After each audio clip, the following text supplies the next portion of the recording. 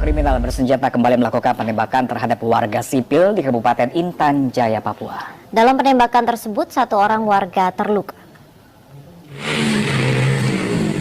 Peristiwa penembakan oleh kelompok kriminal bersenjata terjadi di Kampung Bilogai, Distrik Sugapa, Kabupaten Intan Jaya, Papua. Penembakan terjadi pada siang hari mengarah ke permukiman warga. Personil TNI Polri langsung terjun ke lokasi untuk mencari 2 pelaku penembakan yang melarikan diri ke hutan. Korban alami luka tembak di bagian punggung dan telah dilarikan ke Puskesmas Bilogai. Korban saat ini telah dievakuasi menuju Kabupaten Nabire menggunakan pesawat. Tapi yang jelas bahwa benar ada penembakan, sudah dicek sama anggota, posisi ada di puskesmas. Karena kan posisi puskesmas itu di bawahnya. Jadi kalau tower itu kalau ke bawah sekitar 500 meter lah begitu. Ya, kan dia daerahnya gitu aja. 106 dari 500 lebih KKB yang tersebar di wilayah Papua masuk dalam daftar pencarian orang Polda Papua.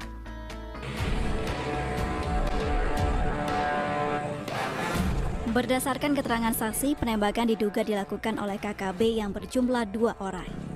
Pukul 13.25 waktu Indonesia Timur, saksi mendengar bunyi letusan senpi pendek dari arah pagar tower Kampung Bilogai terhadap seorang masyarakat sipil yang sedang duduk di bengkel yang berada di Kampung Bilogai, Distrik Sugapa, Kabupaten Intan Jaya. Korban warga sipil Saharudin mengalami luka tembak di bagian punggung kanan sebanyak 1 kali. Setelah melakukan penembakan, pelaku melarikan diri ke arah belakang tower.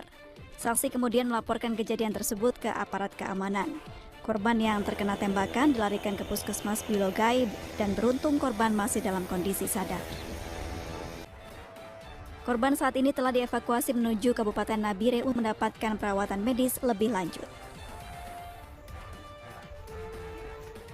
Upaya pengejaran dan penangkapan kelompok kriminal bersenjata di seluruh wilayah Provinsi Papua terus dilakukan. 106 KKB telah masuk dalam daftar pencarian orang Polda Papua. Selama saya kurang lebih 5 tahun di Papua, itu seluruh DPO yang kita keluarkan, Polda Papua, Direktur Kriminal Umum itu ada 106.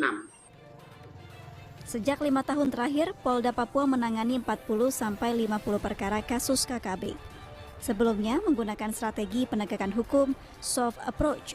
Namun tahun ini kembali dilakukan penegakan hukum bukan hanya kepada KKB tetapi juga mereka yang membantu KKB.